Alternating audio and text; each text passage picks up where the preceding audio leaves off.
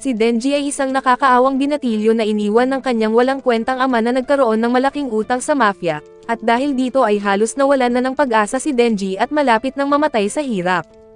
Ngunit sa mundo na kanyang ginagalawan, ang mga takot ng tao ay nagkakatawang devil, ngunit may ilan sa kanila na hindi kaaway, tulad ng Chainsaw Devil na si Pochita na naging matalik niyang kaibigan.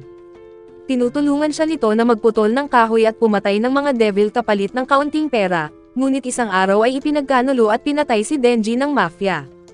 Sa huling sandali, isinakripisyo ni Pochita ang kanyang sarili para buhayin si Denji at gawing Chainsaw Man, upang magpatuloy siyang lumaban at magkaroon ng pagkakataon na matupad ang kanyang pangarap na magkaroon ng normal na buhay. Nagsisimula ang kwento matapos patumbahin ni Denji ang Tomato Devil, at nang dumating ang kanyang tagapamahala mula sa mafia ay binili niya ito at sinabi nito na malaki ang halaga ng mga parte ng katawan ng devil sa black market, kaya't ibinigay niya kay Denji ang 400,000 yen. Dahil sa kanyang narinig ay tuwang-tuwa si Denji, pero agad ding binawasan ng matandang kuripot ang bayad sa kanyang utang at iba pang bayarin, kaya't 70,000 na lang ang natira sa kanya. Pagkatapos niyang magbayad ng iba pang bayarin at utang ay 1,800 na lang ang naiwan sa kanya, at iyon na ang budget niya para sa buong buwan.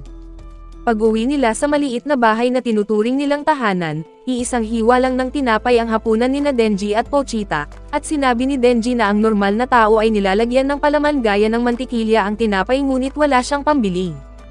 Naiisip din niya na malamang na hindi siya magkakaroon ng nobya, dahil wala siyang bahay na pwedeng dalhan o pera para makipag-date.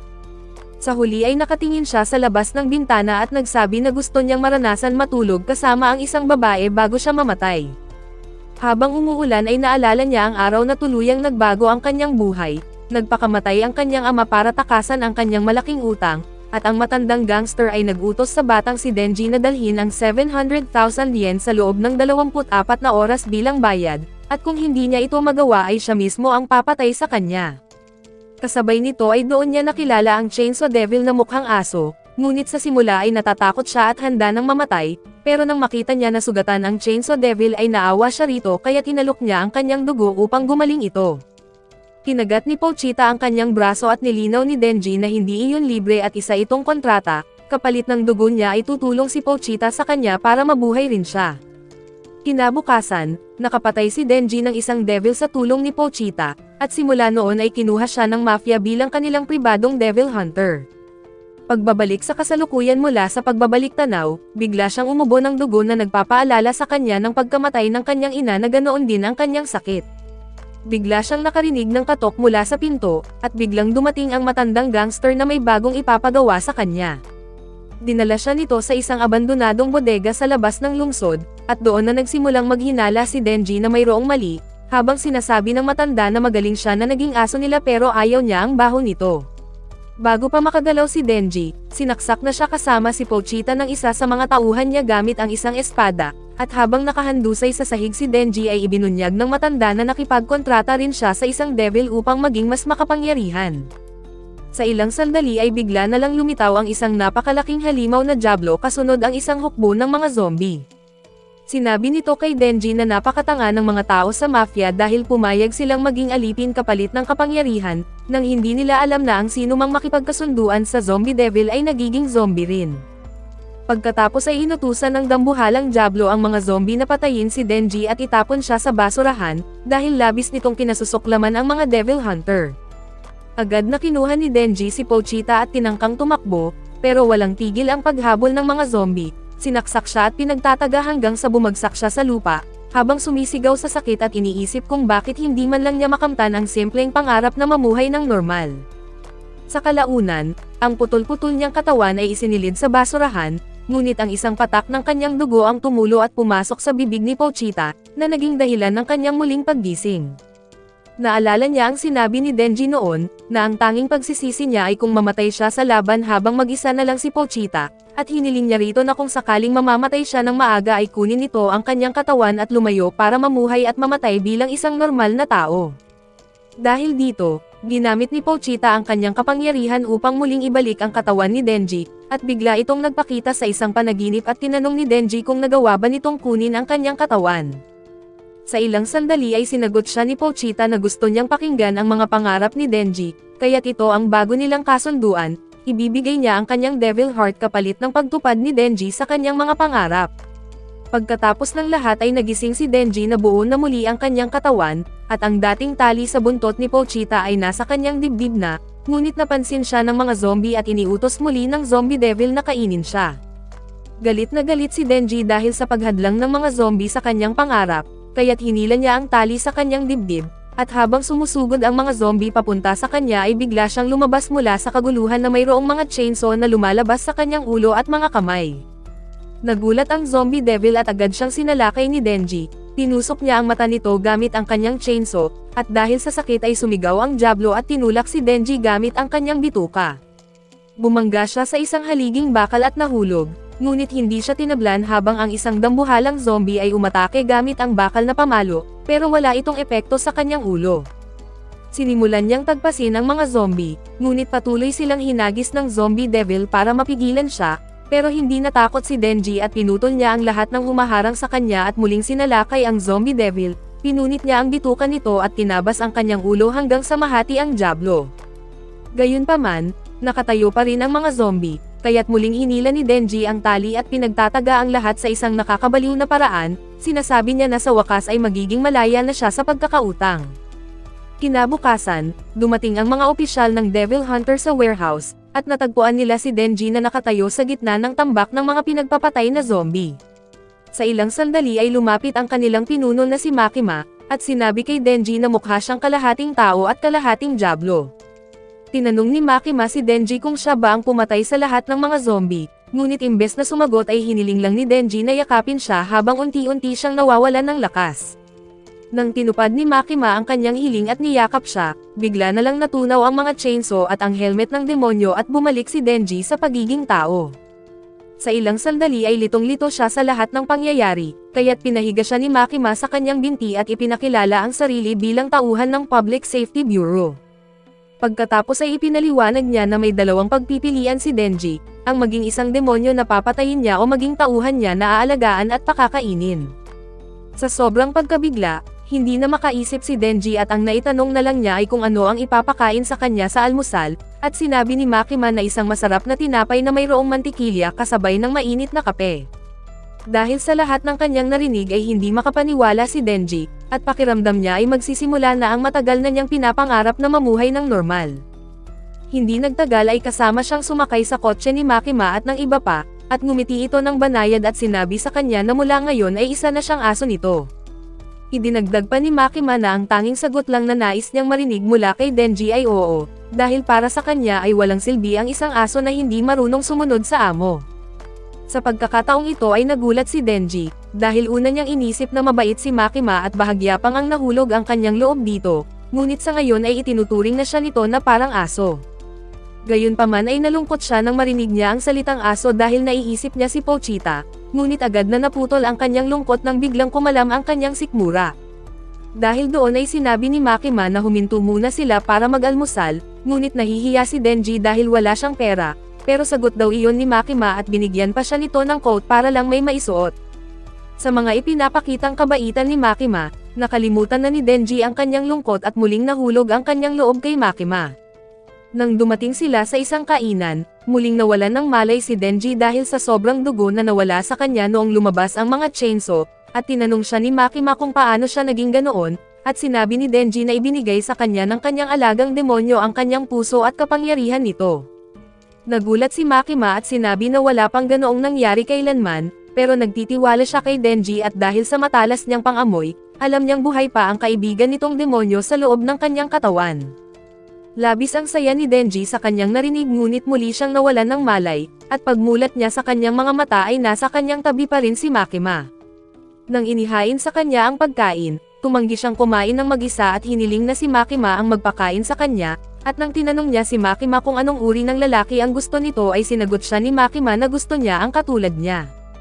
Pagkatapos niyang marinig ang lahat ng iyon, labis ang tuwa ni Denji at dinala siya ni Makima sa punong tanggapan ng mga Devil Hunter, binigyan ng uniforme at ipinakilala sa isang nakatatandang kasama na si Aki. Ipinaliwanag ni Makima na ang kanyang magiging tagapagturo ay si Aki, ngunit nagreklamo si Denji dahil gusto niya na si Makima ang kanyang makakasama, at mahinahon siyang kinausap nito at sinabi na kung gagalingan niya sa trabaho ay maaari siyang ma-promote at doon ay makakasama na niya ito. Pagdating sa lungsod, paulit-ulit na tinatanong ni Denji si Aki kung may nobyo ba si Makima, at dahil sa inis ay dinala siya ni Aki sa isang eskinita, binubugbog at sinabihan na tumigil na sa kanyang trabaho. Ipinaliwanag ni Aki na ang mga pumapasok sa ganitong trabaho na may mababaw na dahilan ay maagang namamatay, at ginagawa lang niya kay Denji ang isang pabor para tumigil na siya bago pa mahuli ang lahat.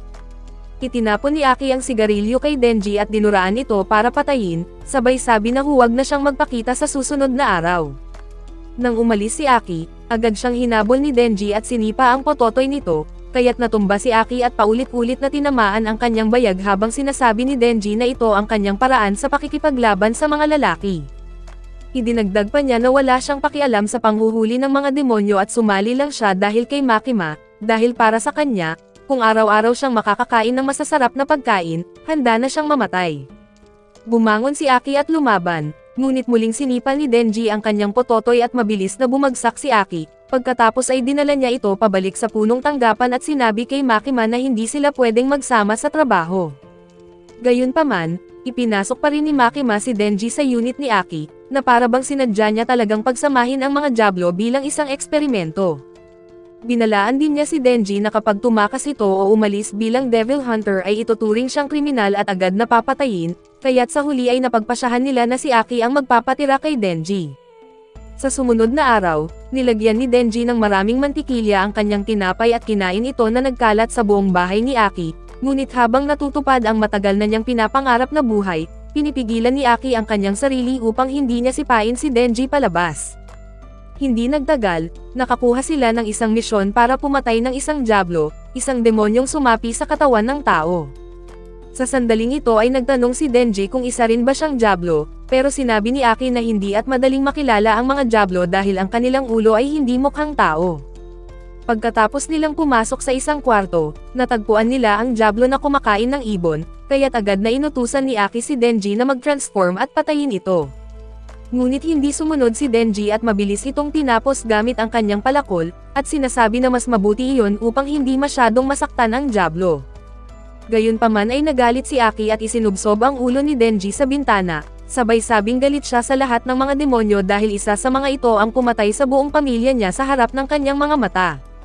Ngayon ay tinanong niya si Denji kung gusto ba nito na makipagkaibigan sa mga demonyo, at sumagot si Denji na kung mayroong demonyo na gugustuhin na maging kaibigan siya ay tatanggapin niya dahil wala siyang kaibigan.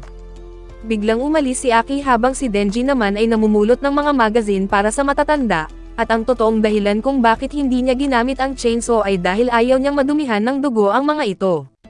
Habang iniisip niya na natutupad na ang pinapangarap niyang buhay, bigla niyang naramdaman na may kulang at naunawaan niya na wala siyang malinaw na ambisyon, isang bagay na nagtutulak sa tao para magsikap.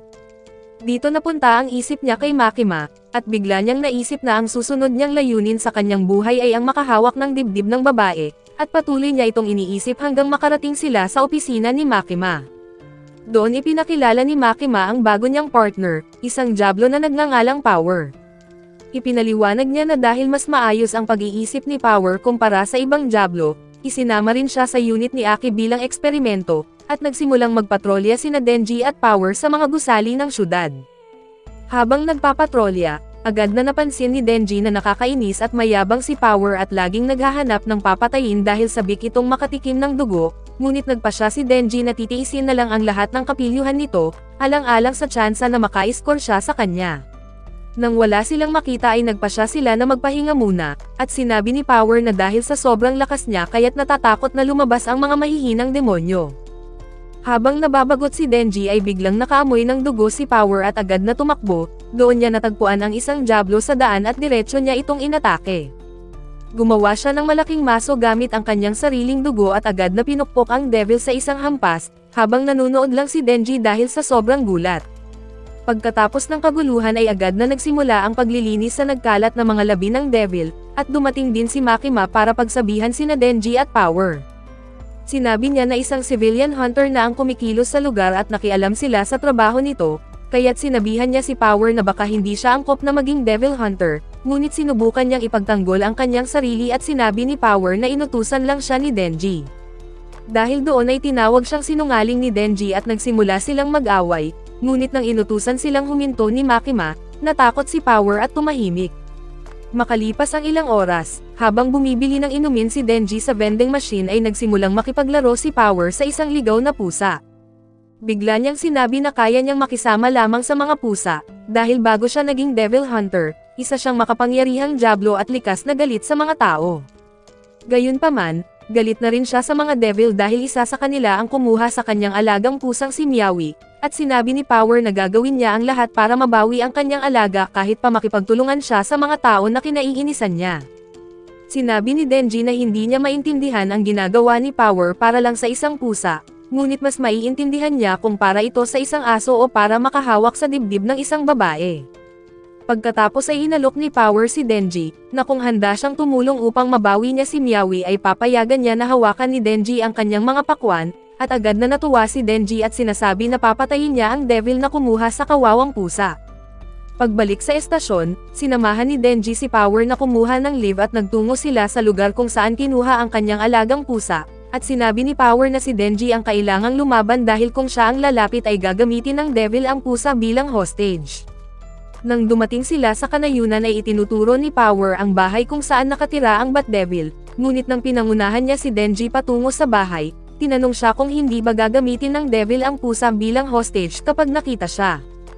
Biglang huminto si Power nang marinig ito, at nang napagtanto ni Denji na niloloko lang siya ay sinubukan niyang atakihin si Power, ngunit mas mabilis si Power at pinatay niya si Denji gamit ang maso na gawa sa dugo. Pagkatapos ay hinila niya si Denji papasok sa bahay at iniwan sa banyo, at doon lumabas ang devil na nakipagkasunduan sa kanya, ang Bat Devil, at kinuha si Denji at ipinakita ang sugat sa kanyang braso na dulot ng mga devil hunters. Kasabay nito ay gusto nitong uminom ng maraming dugo para gumaling, at nang pinisil niya si Denji para uminom ng dugo ay bigla niyang napansin na pangit ang lasa ng dugo ni Denji, ngunit agad na bumalik ang lakas ng devil. Pagkatapos ay binitawan niya si Denji at umakyat sa bubong, sinasabing kailangan niyang kumain ng ibang tao para mawala ang masamang lasa sa kanyang tiyan. Sa mga sandaling ito, tumingin si Denji kay Power at iniisip na hindi siya dapat nagtiwala sa kanya, at nang kinausap ni Power ang Bat Devil at hiningi ang kanyang pusa bilang kasunduan, ipinakita nito ang pusa, ngunit sinabi na dahil may dala siyang masangsang na dugo ay paparusahan siya kaya't nilunok nito ang pusa at labis na nadismaya si Power. Naalala niya kung paano niya nakilala ang pusa sa kagubatan matapos maging Diablo, ang mahinang pusa ay hindi natakot sa kanya, kaya napagpasyahan niya na alagaan ito para lamang magkaroon siya ng kaibigan. Naging malapit siya sa pusa, ngunit isang araw habang nagpapahinga sa bubong, kinuha ng Bat Devil ang pusa at sinabi kay Power na magdala ng dugo ng tao kung gusto niyang maibalik si Meowie. Nang makita ni Power na nilamon ng Diablo ang kanyang pusa, labis siyang nasaktan at malungkot na tinignan si Denji bago siya hinawakan at kinain ng Bat Devil. Pagkatapos nito, lumipad ang halimaw patungo sa lungsod upang manghuli pa ng tao, ngunit napansin niya na nakakapit sa kanya si Denji. Sinubukan siyang patayin ng Diablo, ngunit biglang hinila ni Denji ang tali ng kanyang chainsaw habang naaalala niya kung paano siya nasaktan nang mawala si Pochita. Dahil doon, nauunawaan niya na ganoon din ang nadama ni Power nang mawala ang kanyang pusa, kaya't biglang lumabas ang chainsaw mula sa kanyang ulo at agad na pinutol ang braso ng Bat Devil. Bumagsak sila sa isang gusali, at bago pa siya muling umatake ay sinigawan ni Denji ang isang babae na tumakas bago siya gawing pagkain. Pagkatapos niyang palayasin ang mga tao ay sinuntok niya ang halimaw pababa sa kalsada at paulit-ulit itong inatake, ngunit habang pinapalayas niya ang mga tao ay ginamit ng Bat Devil ang sitwasyon bilang kahinaan ni Denji dahil binato siya ng kotse na may sakay pang tao. Gayunpaman, mabilis na binitawan ni Denji ang kanyang mga chainsaw sa kanyang mga braso upang masalo ang sasakyan, at nagtataka ang halimaw kung bakit sinasayang niya ang kanyang lakas para iligtas ang mga walang kwentang tao. Sinagot siya ni Denji na wala siyang pakialam sa kanila, kaya't tinapon niya pabalik ang kotse habang tumalon ang nakasakay bago ito sumabog sa ulo ng Diablo. Dahil dito, galit na galit ang Bat Devil at ginamit niya ang pinakamalakas na atake, isang wind cannon na kayang magpatumba ng mga gusali, at nang inakala niya na patay na si Denji ay nagtangka siya na muling kumain ng tao para makabawi ng lakas. Kasabay nito ay muling bumangon si Denji, hinila ang tali at muling ginamit ang kanyang mga chainsaw na ikinagulat ng Bat Devil, at nang tinanong niya kung paano pa siya nabuhay, Sumigaw si Denji na mas malala pa ang naranasan niya at hindi siya mamamatay hanggat hindi siya nagkakaroon ng kasintahan. Dahil sa kanyang tindi ay natakot ang halimaw, binagsak niya ang tao at naghagis ng bato upang mapigilan siya, ngunit hinati lang ito ni Denji at muling sumugod. Ngayon ay pinutol niya ang pangalawang braso ng Diablo at ibinagsak ito sa gusali, at binuksan niya ang tiyan nito hanggang sa kumalat ang kanyang mga laman loob. Makalipas ang kanilang laban, nagising si Power habang mahigpit na niyakap si Miyawi, at tinanong niya si Denji kung bakit siya nito niligtas kahit na tinangka niya itong patayin. Tinawag pa niya itong tanga, ngunit sa kalaunan ay sinabi niya na tutupad siya sa kanyang pangako at papayagan niya na hawakan ni Denji ang kanyang mga pakwan. Dahil doon ay napasigaw sa tuwa si Denji, ngunit bigla na lamang naputol ang kanyang braso at isang higanteng Diablo ang sumunggab at nilamon nito ang kanyang braso, at nang mapagtanto ni Power na hindi siya makagalaw ay inutusan niya si Denji na dalhin si Miyawi at tumakas. Gayunpaman, nagpa siya si Denji na muling lumaban at hinila niya ang tali, ngunit dahil sa sobrang pagdurugo ay maliit na chainsaw lang ang lumabas mula sa kanyang ulo. Pagkatapos ay lumapit siya sa higanteng Diablo, at doon sinabi ng halimaw na ang Bat Devil ay kasintahan niya at galit siya dahil pinatay ito ni Denji. Sa hindi inaasahan ay hinayaang mabuhay ng Worm Devil si Denji dahil gwapo daw itong tingnan, pero plano pa rin niyang patayin ang babae at ang pusa, ngunit hindi pumayag si Denji na mawala ang kanyang gantimpala kaya naghanda siyang lumaban. Agad siyang inatake ng Diablo gamit ang mga paa nito, ngunit nang nakaiwas siya at tumalon sa paligid, nahuli siya ng Diablo at ibinangga sa gusali. Habang tuloy-tuloy ang pag-iwas ni Denji ay nakakita siya ng pagkakataon na makalapit at makasuntok, ngunit muling pinalipad ng Worm Devil ang kanyang katawan, at tinawanan siya nito at sinabi na hindi siya makapaniwala na natalo ang kanyang nobyo sa isang mahinang tulad niya. Ipinahayag pa niya na mamamatay na si Denji, ngunit iginiit ng binata na hindi siya mamamatay hanggat hindi niya nahahawakan ang hinahangad na Cocomelon, at tinawag ng Worm Devil na walang kwenta ang pangarap niya, isang bagay na lalong nagpainit sa damdamin ni Denji. Sa sandaling ito ay naaalala niya ang paulit-ulit na pangungutya sa kanya, kaya't galit siyang sumugod muli at mabilis na nakaiwas at nakalapit, para patayin ang Diablo gamit ang maliit na chainsaw sa kanyang ulo. Pasigaw pa na sinabi ni Denji na pantay lang ang pangarap niya sa pangarap ng iba, gaya ng paghihiganti o pagprotekta sa pamilya, at binalaan pa niya ang Worm Devil na kapag natalo siya, ibig sabihin ay mas mababa ang pangarap nito na kainin ang mga tao kaysa sa simpleng pangarap niya na makapiling ang isang babae. Habang nagpapatuloy ang kanilang laban, ginamit ni Denji ang mga bituka ng Bat Devil upang itali ang mga paa ng Worm Devil at pabagsakin ito, ngunit nang muli niyang nasugatan ang kalaban ay hinampas naman siya ng mga galamay nito. Sa mga sitwasyong ito ay halos nawalan na ng lakas si Denji, pero pinilit niyang bumangon at tumakbo siya sa paligid at nagtago sa mga guho para umatake mula sa likod. Nang nagkaroon siya ng pagkakataon ay hinawakan niya ang buhok ng Worm Devil at sinaksak ito gamit ang kanyang chainsaw, ngunit nagawa rin siyang matusok sa dila ng Diablo. Bago siya tuluyang kainin ay biglang dumating si Aki, gumawa ito ng kakaibang ritual gamit ang kanyang kamay at tinawag ang Fox Devil, at sa isang iglap ay lumabas ang higanteng ulo ng Fox at kinain ang ulo ng Worm Devil na nagligtas kay Denji. Pagkatapos ay bigla itong naglaho kasabay ng pagdating ng ibang kasamahan nila, at agad na inutusan ni Aki ang mga baguhan na tulungan ang mga sibilyan na lumikas, habang si Hameno naman ang inutusang magbantay sa mga posibleng natitirang demonyo. Makalipas ang ilang oras ay dinala niya si Denji sa magandang ospital, kung saan agad itong gumaling matapos ang pagsasalin ng dugo, at maging ang kanyang naputol na braso ay naibalik din. Habang nagbabalat si Aki ng mansanas para sa kanya ay sinabi niya na para talaga siyang isang demonyo, at nang sumagot si Denji na nakikipagkaibigan lang siya sa isang devil ay tinawag siyang tanga ni Aki, at ipinaliwanag na ang mga devil hunters ay nakikipagkontrata sa mga devil kapalit ng kapangyarihan. Inamin niya na mayroon siyang kontrata sa Fox Devil, at sa bawat pagtawag niya rito ay may kapalit na bahagi sa katawan niya, at sa pagkakataong iyon ay balat ang kanyang isinakripisyo. Tinanong niya si Denji tungkol kay Power, ngunit tumanggi itong magsumbong at sinabi niya na mabuti naman si Power, at nagkukunwari na wala siyang alam tungkol sa bakas ng dugo sa lugar ng Bat Devil. Dahil dito, pinagbibintangan siya ni Aki na kumakampi siya sa mga demonyo, ngunit naalala ni Aki kung paano nagpasalamat ang mga tao sa Chainsaw Devil, at doon niya nakita ang pag-asa kay Denji at sinabi niya na hindi niya ito isusumbong sa kanilang mga nakatataas sa pamamagitan ng isang kondisyon. Sinabihan niya si Denji na seryosohin ang kanyang mga utos at payo, dahil wala itong pakialam sa moralidad at walang ideya kung paano gumagana ang mundo, at kung susundin niya ito ay mapoprotektahan niya ang kasalukuyan niyang pamumuhay. Agad namang pumayag si Denji at sinabi niya na bagamat wala siyang mataas na pangarap tulad ng iba, determinado pa rin siyang makamit ang kanyang simpleng pangarap, kaya't handa siyang makipagtulungan.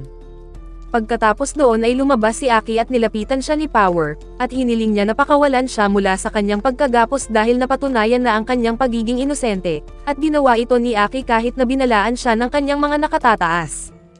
Ipinaliwanag niya na bilang mga Devil Hunter, gagamitin nila ang mga demonyo at ang mga tao para sa kanilang sariling kapakinabangan, ngunit hindi ito nangangahulugan na kaibigan niya sila. Pagbalik sa punong tanggapan, nagtungo si Aki kay Makima upang iulat ang nangyari, ngunit binago niya ang kwento upang protektahan sina Denji at Power. Tinanggap naman ito ni Makima kahit alam niya na ang lahat ay purong kasinungalingan, at sinabi pa niya na mas nagiging mabait na si Aki simula nang tumira siya kasama si Denji. Kinabukasan, maagang nagising si Aki upang gawin ang lahat ng gawaing bahay at patuloy lang na umaasa si Denji, ngunit habang naghahanda siya ng pananghalian, may biglang kumatok ng malakas sa kanilang pintuan. Nang hindi sila nagbukas ay sinira ng bisita ang kanilang pintuan, at dumating si Power kasama si Miyawi, at nang ipinahayag niya ang balita na doon na sila titira ay agad na tumawag si Aki kay Makima upang magreklamo, ngunit sinabi nito na siya mismo ang nagpasya.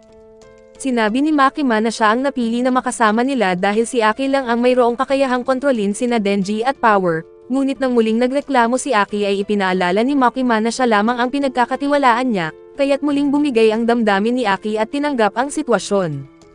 Makalipas ang ilang oras ay napatunayang mas nakakainis si Power kaysa kay Denji dahil ayaw niyang kumain ng gulay, hindi naglilinis ng inidoro at hindi rin naliligo, at dahil dito ay unti-unting nagiging magkampi sina Denji at Aki. Sa hindi inaasahan, habang naglilinis ng banyo si Denji ay biglang dumating si Power at ipinaalala ang gantimpalang ipinangako niya, at umupo siya sa inidoro at sinabi kay Denji na mayroon lamang siyang 3 beses na pagkakataon, bilang kapalit sa pagligtas sa kanya at kay Miyawi mula sa Bat Devil.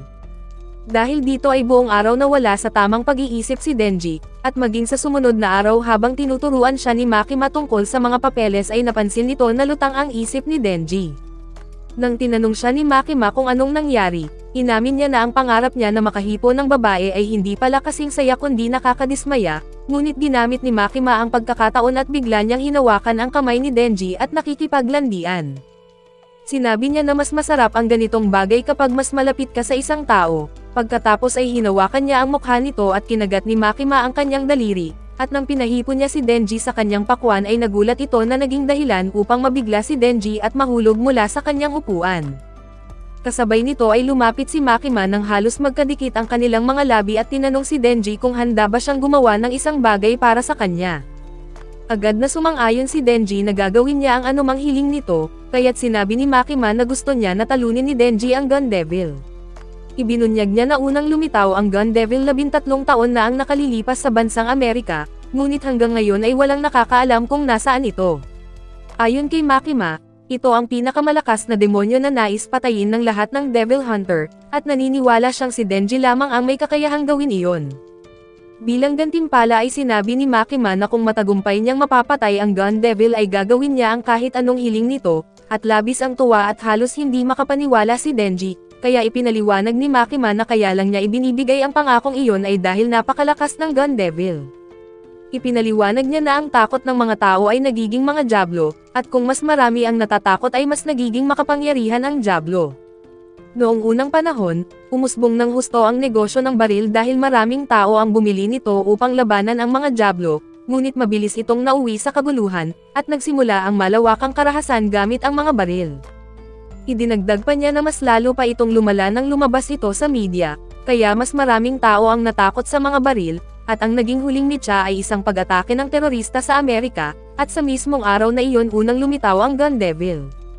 Pagkatapos ay ikinwento rin ni Makima ang nakaraan ni Aki, nakatira noon ang pamilya nila sa malamig na hilagang bahagi, at habang magkasamang naglalaan ng oras ang kanyang mga magulang sa may sakit niyang nakababatang kapatid, lumapit si Aki sa kanyang ama at niyaya ang kanyang kapatid na maglaro sa labas.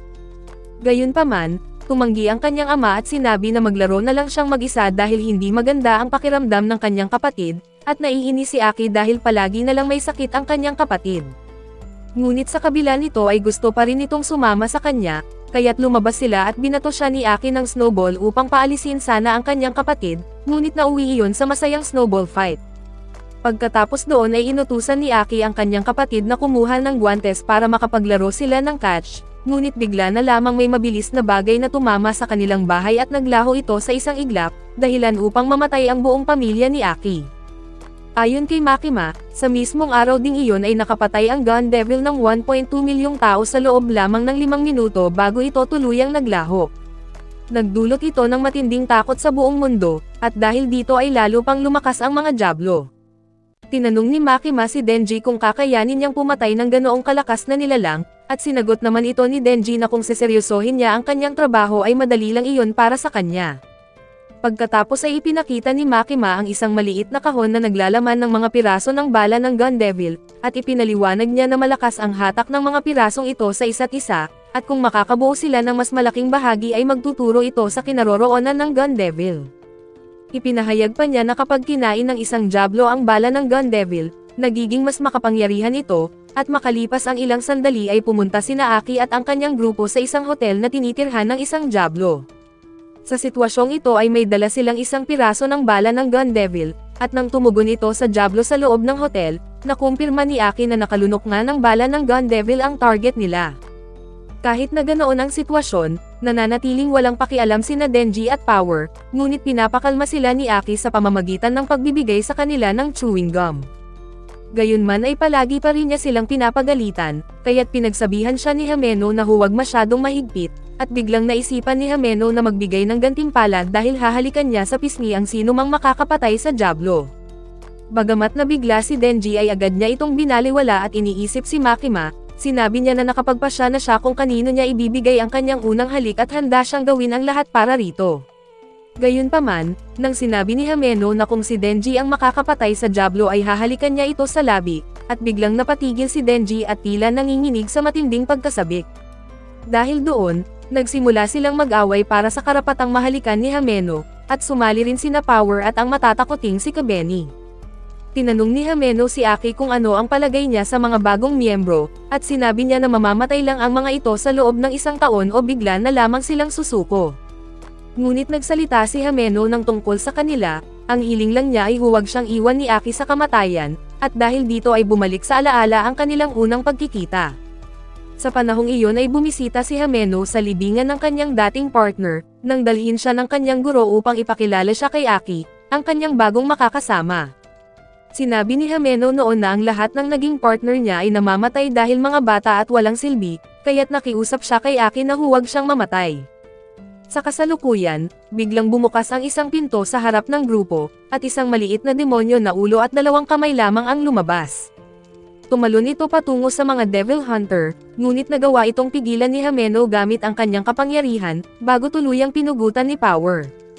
Pinagmamalaki ni Power na huminto ang demonyo dahil sa takot nito, ngunit ipinaliwanag ni Hameno na siya ang dahilan, dahil may kontrata siya sa Ghost Devil at nagagamit niya ang kanang braso nito kapalit ng kanyang kanang mata. Nagpatuloy sila sa pag-akyat para hanapin ang demonyo, ngunit napansin ni Hirokazu na muli nilang nadaanan ang parehong bahid ng dugo na mula sa demonyong kanilang pinatay. Sinuri niya ang palapag at natuklasan nila na bumaba sila mula ika-8 palapag, ngunit muli rin silang bumalik dito. Upang masiguro ay sinubukang bumaba ni Hirokazu, ngunit bumalik pa rin siya sa ika-8 palapag, at nagtataka silang lahat na para bang nasa pelikula sila ni Christopher Nolan. Upang patunayan ito, inutusan ni Hameno si Kabeni na gumawa ng peace sign at saka siya bumaba, ngunit gaya ng kanilang hinala, bumalik din siya sa ika-8 palapag. Ngayon ay naunawaan ni Aki na ito ay kakayahan ng demonyo, at ginamit niya si Kabeni bilang palatandaan at nilagay ito sa harap ng isang pinto. Pagkatapos ay pumasok siya sa kabilang silid at lumabas, ngunit bigla siyang lumitaw sa likuran ni Kabeni, at natuklasan din ni Denji ang parehong sitwasyon na lahat sila ay napagtanto na hindi sila makakaalis sa ika-8 palapag. Pumasok silang lahat sa isang silid upang magplano, ngunit napansin ni Aki na hindi na tumutugon ang bala ng Gun Devil, at pinaniniwalaan ni Hameno na matalino ang kalabang demonyo. Nang nagtanong si Hirokazu kung ano ang mangyayari kapag nanatili sila roon ng matagal, nagsimulang manginig si Kabeni at sinabing mamamatay silang lahat sa gutom. Dahil doon ay pinapakalma siya ni Hirokazu, ngunit inamin ni Kabeni na napilitan lang siyang maging Devil Hunter, dahil gusto ng kanyang mga magulang na makapasok sa kolehiyo ang mas matalino niyang kapatid, kaya't siya ang pinilit maghanap buhay. Ang tanging pagpipilian daw niya ay maging Devil Hunter o magtrabaho bilang modelo sa OnlyFans, ngunit sa huli ay humagulgol siya dahil pakiramdam niya ay maling desisyon ang kanyang pinili. Natawa si Power dahil natutuwa siya sa itsura ni Kabeni habang umiiyak, at nang pinapakalma ni Hameno si Kabeni ay napansin ni Aki ang relo na nakapako ito sa oras na 18 minuto pasado alas 8, at lahat ng orasan sa palapag na ito ay pare-pareho. Pagkatapos ay ipinapalagay niya na kung pinahinto ng demonyo ang oras, wala ni isang Devil Hunter ang makakapasok para tumulong, ngunit imbes na mangamba ay natuwa pa si Denji dahil pwede na raw siyang matulog nang hindi iniintindi ang paggising sa tamang oras. Hindi makapaniwala si Aki sa sinasabi niya, at hindi nagtagal ay ginising ni Hameno si Denji, at ang unang tanong nito ay kung nakalabas na ba sila ng hotel. Sinabi niya na hinahanap pa rin ni Aki ang Diablo, at si Hirokazu naman ay sobrang kinakabahan at nagkulong sa isang kwarto. Sinabi niyang si Kabeni ay nagpanik dahil paubos na ang tubig, at sa sobrang desperado, tinangkang uminom mula sa inidoro kaya't agad siyang pinigilan ni Hameno. Si Power naman ay nananatiling masiyahin at nababaliw gaya ng dati, kaya't kahit papaano ay nakakagaan siya ng kanilang loob. Binabantayan nilang tatlo ang dalawa nilang kasamahan, at di nagtagal ay sinindihan ni Hameno ang kanyang huling sigarilyo, ngunit napansin ni Denji na kapareho ito ng tatak ng sigarilyo ni Aki, at ipinagmamalaki ni Hameno na siya ang nagturo kay Aki na manigarilyo. Noon ay inalok niya si Aki na magyosi ngunit tumanggi ito, sinabing masama iyon sa kalusugan, ngunit sinagot siya ni Hameno na maaga namang namamatay ang mga Devil Hunter, kaya't mas mabuti nang subukan. Gayunpaman ay determinado si Aki na hindi siya mamamatay agad, at natuwa si Hameno nang marinig ito, dahil matindi ang sakit na iniwan sa kanya ng mga dati niyang partner na namamatay. Isang araw, nakita ni Aki na sinampal si Hameno sa palengke ng kasintahan ng dating partner nito, at ipinaliwanag ni Hameno na ayos lang yon, pero hindi nakatiis si Aki at sinundan niya ang babae at nilagyan ng chewing gum ang kanyang buhok. Nang ikwento niya ito kay Hameno ay natatawa ito ng todo, at dinala siya nito sa kainan at inulit ang sinabi sa kanya ng kanyang guro. Hindi raw natatakot ang mga Diablo sa pinakamalakas o pinakamatapang, kundi sa pinakabaliw na hunter, at sinabi niya kay Aki na mabubuhay siya ng matagal, pero inakala nito na nagbibiro lang siya. Pagkatapos ay inalok siyang muli ng sigarilyo, at pumayag si Aki sa kondisyon na ito na ang una at huli niyang yosi, pero hindi naman ito natutupad. Pagbalik sa kasalukuyan, dumating si Aki at humingi ng sigarilyo kay Hameno, ngunit nang malaman niya na iyon na ang huli, kinuha niya ito mula sa bibig ni Hameno at siya mismo ang umubos nito. Nagulat si Denji at inisip na parang halik na rin iyon, pero pinaalis siya ni Aki at sinabi ang masamang balita. Ang Diablo na inakala nila na napatay na ay muling lumalaki at mas nagiging nakakatakot. Sa ilang sandali ay lumabas sila at nakita ang Diablo, na parang bukol na may mga anyo ng malabong mukha ng tao, at nagalok ng kontrata ang Diablo na kakainin daw niya si Denji at palalayain niya ang iba ng walang pinsala. Biglang lumabas si Kabeni na nanginginig pero may hawak na kutsilyo, at sinabi na hayaan na nilang kainin si Denji ng Diablo. Nang sumugod siya ay sinipal ni Aki ang kutsilyo mula sa kanyang kamay, at agad din siyang pinatumba ni Hameno, ngunit nang sinabihan siya ni Hameno na ilabas ang Fox Devil para kainin ang Diablo, nabigo ito dahil tila hiwalay ang kanilang lugar sa realidad. Dahil doon, sinubukan ni Hameno na gamitin ang kanyang kapangyarihan para wasakin ang Diablo, pero lalo lang itong lumalaki matapos niya itong masugatan. Tumawa ang Diablo, sabay sabi na hindi iyon ang tunay niyang katawan at wala rin ang kanyang puso sa ikawalong palapag, at ipinaliwanag niya na nasa loob sila ng kanyang tiyan, at ang tanging paraan para makalabas sila ay tanggapin ang kanyang kontrata. Hindi kumbinsido si Denji na gagawin ng Diablo ang kanilang kasunduan kahit kainin siya, pero ipinaliwanag ni Hameno na kapag pumirma ng kontrata ang isang Diablo sa tao, obligado itong tuparin ang kasunduan basta't gagawin din ng tao ang kanyang parte.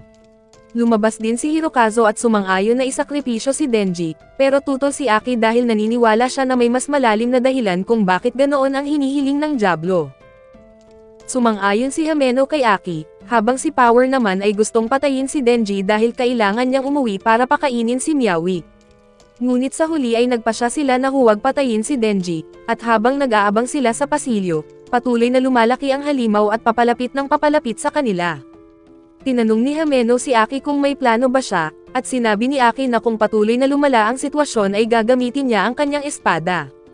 Ngunit kaagad siyang pinigilan ni Hameno, at sinabi kay Denji na mas pipiliin niya na siya na ang pumatay rito kaysa hayaan niyang gamitin ni Aki ang kanyang espada. Sa kabilang banda ay inubos ni Power ang lahat ng pagkain at nagalit si Hirokazu, at habang nagtatalo sila, biglang dumating si Kabeni na may hawak na kutsilyo at sinisisi niya si Power sa pagkakakulong nila. Sinubukan siyang kausapin ni Hirokazu at ipaliwanag na imposibleng siya ang dahilan, ngunit inakusahan ni Kabeni si Hirokazu na kumakampi siya sa mga demonyo at tinangkang saksakin siya, dahilan para tuluyan siyang mataranta. Dahil sa kanilang takot ay lalo pang lumakas ang demonyo at mas mabilis na lumalaki, at nang nagsimulang tumakbo ang kanilang grupo, nagtawanan ang demonyo at ipinakilala ang sarili bilang Eternity Devil, na lumalakas kapag lalo silang natatakot. Kasabay nito ay biglang nagbago ang anyo ng hotel, tumagilid ang sahig at isang higanteng butas ang lumitaw sa gitna, kung saan bumukas ang napakalaking bibig ng Eternity Devil upang kainin si Denji. Nakiusap sina Hirokazu at Kabeni na ibigay si Denji, ngunit imbes na gawin iyon ay inihanda ni Aki ang kanyang espada, ngunit pinigilan siya ni Hameno kaya't ginamit niya ang kapangyarihan ng Ghost Devil upang mapigilan siya. Ipinaliwanag niya na kung gagamitin ni Aki ang kanyang espada ay makakalabas sila, ngunit kapalit nito ay mawawala ang malaking bahagi ng kanyang buhay, isang bagay na hindi niya hahayaan na mangyari. Biglang sinunggaban ni Hirokazu si Denji at sinubukan ni Kabeni na saksakin ito, ngunit pumagitna si Aki at siya ang tinamaan na ikinagulat ng lahat. Kahit sugatan, tumayo si Aki at inamin na kahit si Denji ang pinakamasamang taong nakilala niya, ngunit hinahangaan niya ang tapang nito at gusto niya ng mga kasamahan na kagaya niya upang mapigilan ang Gun Devil. Nataranta si Hameno nang makita ang sugatang si Aki at hindi na alam ang kanyang gagawin, habang iginiit ni Kabeni na kasalanan ito ni Denji, at kung magawa siyang kainin ng demonyo ay matatapos na ang lahat ng kanilang problema.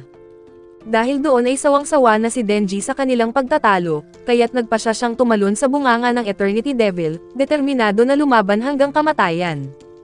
Gayunpaman ay napansin niya na natatakot ang Eternity Devil sa kanyang mga chainsaw, at alam niya na ang kahinaan nito ay ang sobrang sakit na kaya niyang magawa.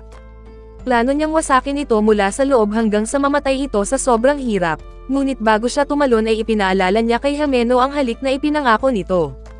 Pagkatapos ay sinabi rin niya kay Aki na hindi niya kailangang iligtas siya, dahil ayaw niya na may pagkakautang sa iba at magiging patas silang dalawa kapag nakaligtas sila. Hinila ni Denji ang buntot ni Pochita sa kanyang dibdib at tumalon sa bunganga ng Eternity Devil, ngunit kinagat siya ng halimaw na parang natuwa, ngunit biglang pinunit ni Denji ang bibig nito at lumabas bilang Chainsaw Man. Walang tigil niyang sinasaksak at winasak ang Eternity Devil kahit patuloy siyang inaatake, at tinukso siya ng halimaw na hindi niya kailanman mahahanap ang puso nito at hindi niya ito mapapatay, sabay sabing mas mahina siya gaya ng inaasahan niya. Sa mga sandaling ito ay nagulat ang lahat sa karumal-dumal na laban, ngunit napansin ni Power na sobra na ang dugong nawawala kay Denji, at baka bumalik siya sa pagiging tao kapag nagpapatuloy ito. Habang kinakagat siya ng maraming bibig ng Eternity Devil, naramdaman niyang kulang na ang kanyang lakas, kaya kinagat niya mismo ang laman ng demonyo upang bumalik ang kanyang enerhiya. Patuloy na pinupunit ni Denji ang Eternity Devil, sabay biro na ang dugo nito ay lasang maruming tubig sa imburnal, ngunit ang itsura ng sakit sa mukha nito ay lasang matamis na strawberry jam. Doon napagtanto ni Hameno na wala pa siyang nakitang tao na mas baliw kaysa kay Denji, at naalala niya ang sinabi ng kanyang guro, na natatakot ang mga demonyo sa mga hunter na siraulo dahil hindi sila madaling takutin. Hindi rin sila madaling maintindihan, at ang mga bagay na hindi madaling intindihin ang kinatatakutan ng mga tao at ganoon din ng mga demonyo. Minsan sinabi ng kanyang master na hindi siya at si Aki ang tipong magiging baliw, kahit mataas ang kanilang ambisyon na patayin ang Gun Devil. Pinayuhan siya na sanayin si Aki ng husto, dahil sa bilis ng pag-usad nito ay tiyak na makakakuha siya ng sapat na piraso para matagpuan ang Diablo, ngunit ayaw ni Hameno na mangyari iyon kaya iminungkahi niya kay Aki na maging pribadong Devil Hunter na lang sila. Sa ganoong paraan ay hindi na nila kailangang habulin ang Gun Devil, at mabubuhay pa sila ng maayos at may sapat na kita, ngunit tumanggi si Aki at sinabi nito na ayaw niya na maging pribadong Devil Hunter, dahil tanging Public Safety Bureau lang ang may access sa mga laman ng Gun Devil. Alam ni Hameno na kapag nakalaban ni Aki ang Gun Devil ay tiyak na mamamatay ito, dahil wala itong taglay na kabaliwan, ngunit ngayong nakikita niya si Denji sa laban, naisip niya na si Denji lang ang nakikilala niyang baliw na kayang tumalo sa Gun Devil. Ngunit sa sandaling ito ay bigla na lang bumagsak si Denji matapos niyang salakayin ang Eternity Devil, kaya't agad siyang tinulungan ni Hameno at hinila ang kordon upang muling buhayin ang kanyang chainsaw. Biglang natawa si Denji at sinabi na patuloy niyang papahirapan ang Eternity Devil at inumin ang dugo nito para makabawi ng lakas, na para siyang pinakamalapit na bagay sa isang perpetual motion machine. Wala siyang tigil na lumaban, samantalang ang iba ay mahina na dahil sa sobrang gutom at napilitang humiga na lang. Gayunpaman ay hindi siya iniwan ni Hameno, at pagkaraan ng 3 araw na walang tigil na laban ay nasaksihan niya ang katapusan ng labanan. Sa sobrang sakit na nararamdaman, tuluyan nang bumigay ang Eternity Devil at inalok ang puso nito kay Denji upang tapusin na siya, at hindi nagdalawang isip si Denji at pinatay ang Diablo. Nang nakaalis sila sa hotel ay nakahinga ng maluwag si Denji dahil ligtas silang nakalabas, at nakakuha pa ng piraso ng Gun Devil, ngunit bigla siyang nawalan ng malay. Sa kabutihang palad, nasalo siya ni Hameno at isinakay sa kanyang likod upang dalhin sa ospital, habang si Power naman ang sumuporta kay Aki. Makalipas ang ilang araw ay gumaling na si Aki matapos ang isang misyon kasama si Hameno, at iminungkahi ni Hameno na magdaos sila ng kasiyahan para sa mga bagong miyembro, dahil patuloy na kinakain ng konsensya sina Hirokazu at Kabeni matapos nilang subukang patayin si Denji noon. Nagbabalak na nga silang magbitiw, ngunit naisip ni Hameno na makakatulong ang isang selebrasyon para mapalapit ang grupo sa isa't isa. Alam ni Aki na gusto lang talagang uminom ni Hameno, ngunit nais rin niyang mangyari ang kasiyahan sa mga sumunod na araw, dahil aalis si Makima papunta sa ibang lungsod sa susunod na linggo. Gusto niyang makadalo si Makima, at napansin ni Hameno na mas matagal itong nanatili sa kanilang lungsod kaysa sa karaniwan, marahil dahil ito kay Denji, at doon siya nagsimulang magtaka kung ano ba talaga ang alam ni Makima tungkol sa kapangyarihan ng Chainsaw Devil. Makalipas ang ilang araw pagkatapos nito, natuloy nga ang plano nilang kasiyahan, at dumalo ang lahat ng miyembro ng grupo. Gayunpaman ay hindi marunong bumasa si Denji at hindi man lang niya mabasa ang nasa menu, ngunit hindi rin siya interesado sa pagkain, dahil mas iniisip niya ang ipinangakong halik ni Hameno. Pagkatapos ay tinanong niya si Hameno tungkol dito, at sumagot siya na kailangan niya munang malasing bago iyon mangyari, at hiniling rin niya kay Denji na patawarin niya ang lahat ng nagtangkang pumatay sa kanya. Biglang may senior na nagsabi kay Denji na tumayo at magpakilala ng maayos, ngunit binalaan siya ni Aki na huwag ibunyag ang tungkol sa kanyang kontrata sa Diablo sa mga taong hindi niya lubos na pinagkakatiwalaan. Dahil doon ay sinabi lang ni Denji na siya'y 16 na taong gulang, at ang hilig niya ay kumain at matulog. Sumunod si Aki na medyo seryosong nagpakilala at inamin na may kontrata siya sa Fox Devil, at nagpakilala rin si Kabeni, ngunit hindi niya sinabi kung anong klaseng Diablo ang kasama niya. Doon nalaman ng lahat na isang miyembro ng kanilang grupo ang namatay kahapon, kaya't malakas na ipinagdarasal ni Hameno ang kaluluwa nito habang siya ay lasing. Pagkatapos ay isa pang senior ang nagbiro kay Denji, na mag-ingat kay Hameno kapag nalasing ito dahil hahalikan niya halos lahat, ngunit sa halip na mabahala ay natuwa si Denji dahil iyon naman talaga ang gusto niya. Inamin pa ni Denji na iyon ang kanyang magiging unang halik, at sakto namang dumating si Makima at tinanong kung ano ang pinag-uusapan nila. Kinabahan si Denji at nagkukunwaring walang nangyari, pero nang tanungin siya ni Hameno kung ayaw ba talaga niya ng kanyang halik ay agad siyang natukso. Ngayon ay nahati ang isip niya kung hahalik ba siya sa harap ni Makima, na halatang medyo nagseselos, o kung sasayangin ba niya ang pagkakataong maranasan ang kanyang unang halik. Para makaiwas ay inilipat niya ang usapan tungkol sa mga piraso ng Gun Devil, ngunit nang tanungin ni Aki si Makima kung may alam siya tungkol sa Chainsaw Devil na hindi pa niya sinasabi, sinabi nitong ibubunyag lang niya kung matatalo siya sa inuman. Tinanggap ni Aki ang kanyang hamon at sumali rin si Hameno, ngunit sa huli ay natalo silang pareho ni Makima, habang ang iba naman ay abala sa kasiyahan. Sa sandaling ito ay biglang nilapitan si Denji ni Hameno, at hinalikan siya habang nakatitig si Makima sa kanila, at pakiramdam ni Denji ay parang nasa langit siya. Ngunit agad iyong nagbago nang may natikman siyang kakaiba sa kanyang bibig, at nang mapagtanto niya na suka pala ito ni Hameno ay nandidiri siya, pero wala siyang ibang nagawa kundi lunukin iyon. Maya-maya ay nagsusuka na rin siya sa banyo, habang tinulungan siya ng isang kasama at pabirong sinabing naiinggit siya kay Denji dahil wala siyang talento para maging Devil Hunter. Ngunit sinagot siya ni Denji, na paano siya maiinggit kung ang unang halik niya ay lasang suka. Natapos ang kasiyahan at naglabasan na ang lahat, ngunit hindi makita ni Makima si Denji, at may nagsabi na nawalan siya ng malay at binuhat ni Hameno pauwi. Sa kabilang banda ay nagising si Denji sa kwarto ni Himeno habang nauuhaw, pero sinalubong siya nito at pinainom ng alak gamit ang kanyang halik, at hindi nito alam kung bakit niya nadala si Denji roon dahil sobrang lasing na siya. Gayunpaman, nalasing si Denji sa konting alak at lumapit si Himeno at sinabi na alam niyang gusto nito si Makima, at hinimok niya si Denji na kalimutan na niya ang babaeng iyon, at pati si Aki ay tigilan na rin ang paghanga rito. Bigla siyang humiga sa tabi ni Denji at hinawakan niya ang labi nito, at tinanong kung gusto niyang magbembang, ngunit naguguluhan at hindi alam kung ano ang pwedeng gawin ni Denji. Sa kabila nito, sinabi niya na hindi niya maaaring pagkatiwalaan ang babaeng nagparanas ng kanyang unang halik sa pamamagitan ng suka. Ngunit pumabor ang natural na pagnanasa ni Denji at halos bumigay siya rito, ngunit habang kinakapa ni Himeno ang bulsa ni Denji ay nakakita siya ng lollipop. Nang makita niya ito ay biglang naalala ni Denji ang nangyari kanina, at matapos siyang mabaliw sa nakakadiring halik, pinayuhan siya ni Makima na lumabas at magpahangin. Habang nakatayo siya sa labas ay nilapitan siya ni Makima dala ang gamot sa hangover, ngunit nagreklamo si Denji na nasira ang kanyang unang halik, at tinanong siya ni Makima kung palagi na ba niyang matatandaan ang suka tuwing hahalik siya sa iba.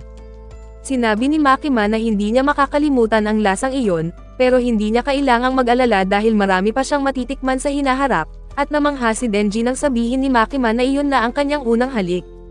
Bumalik sa kasalukuyan, nakahiga si Denji sa sahig at nakatingin sa lollipop, habang mahimbing na natutulog si Himeno sa kama. Dito niya ipinangako sa kanyang sarili na ang unang pagkakataong makipagbembang siya sa isang babae ay doon kay Makima, at dahil sa kanyang pangako ay handa siyang isakripisyo ang gintong pagkakataong nasa harap niya. Kinabukasan, ginising siya ni Himeno at dinala sa balkonahe para mag-agahan, at sinabi nito na hindi niya maalala ang mga nangyari kagabi, at tinanong kung pinilit ba niya si Denji. Diretsyong sinabi ni Denji na wala siyang balak gawin ang kahit ano sa isang maruming babae, dahil iniingatan niya ang sarili niya para kay Makima. Malakas na tumawa si Himeno at sinabing mabuti na lang at walang nangyari, dahil menor de edad pa si Denji at baka mapasok pa siya sa kulungan. Tinanong niya si Denji kung totoo ba na gusto niya talaga si Makima, kahit pa medyo pangit ang ugali nito, at nang naglakas loob si Denji na tumango ay inalok siya ni Himeno na tulungan siyang mapalapit kay Makima. Hindi makapaniwala si Denji, ngunit sinabi ni Himeno na tutulungan din siya nito na mapalapit kay Aki, at agad na pumayag si Denji sa kanilang kasunduan, at doon sinabi ni Himeno na dapat magkaibigan na sila mula ngayon.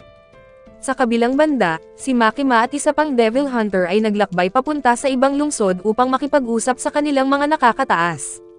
Sa loob ng tren, bigla silang inatake ng mga gangster na nagkukunwaring pasahero, at sa isang iglap ay tinamaan sila ng bala at agad na napatay. Habang hindi alam ng iba ang nangyayari, masaya pang kumakain sina Denji kasama sina Himeno at ang iba pang mga Devil Hunters. Hindi rin nila namataan na ang mga taong nakapaligid sa kanila ay may nakatagong baril, at nang nagkaroon sila ng pagkakataon ay bigla silang pinagbabaril, at narinig ni Denji ang mga putok at nagtanong kung ano ang nangyayari, ngunit tila walang nakakapansin.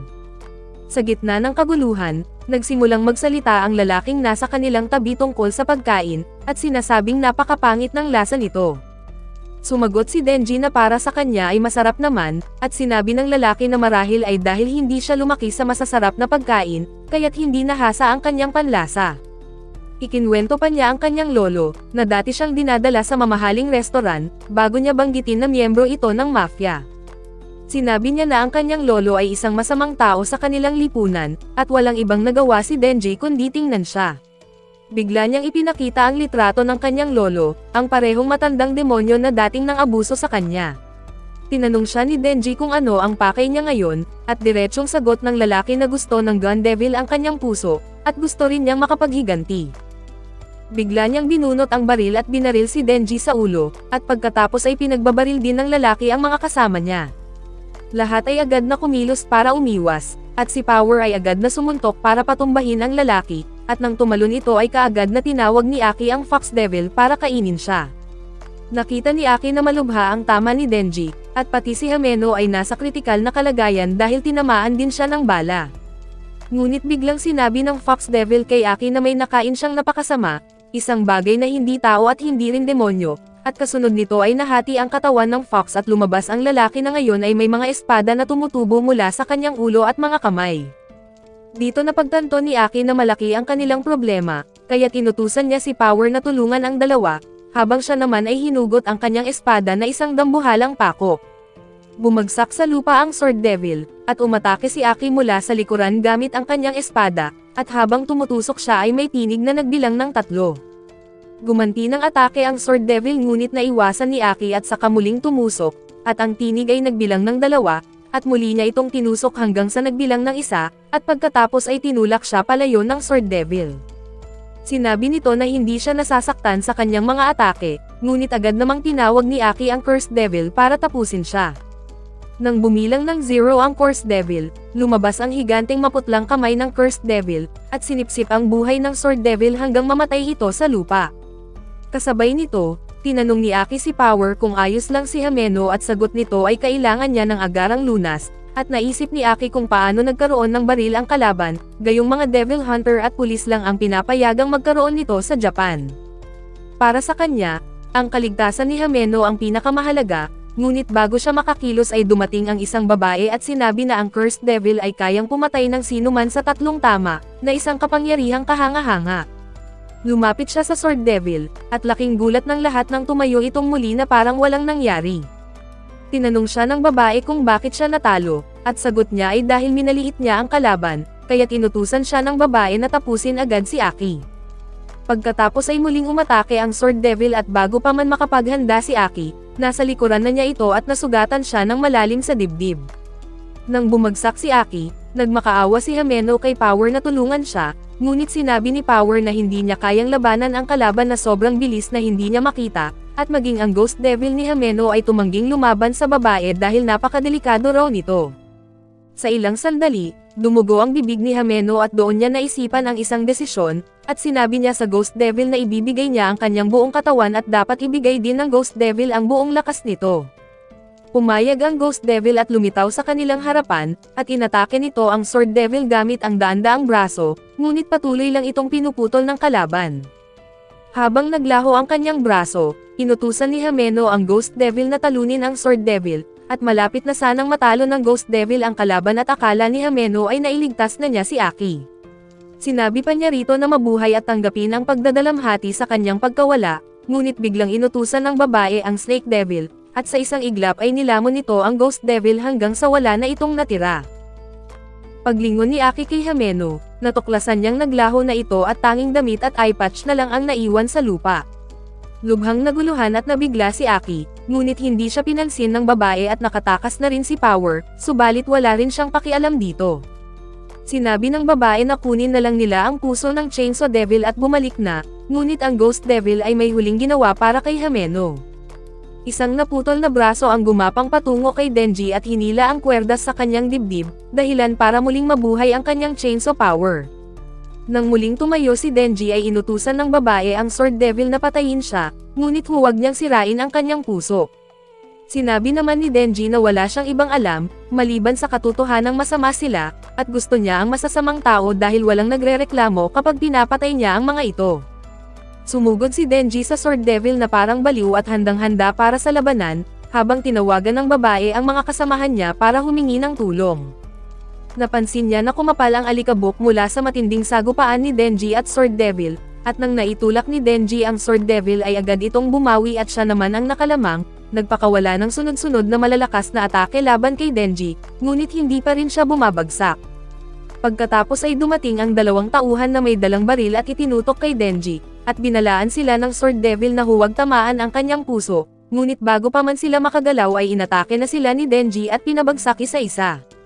Gayunpaman ay nakakita ang Sword Devil ng pagkakataon at sumugod siya mula sa kanyang likod, habang bigla namang nagpaputok ang isa sa mga tauhan, kaya't agad siyang nilapitan ni Denji at ginawang bihag.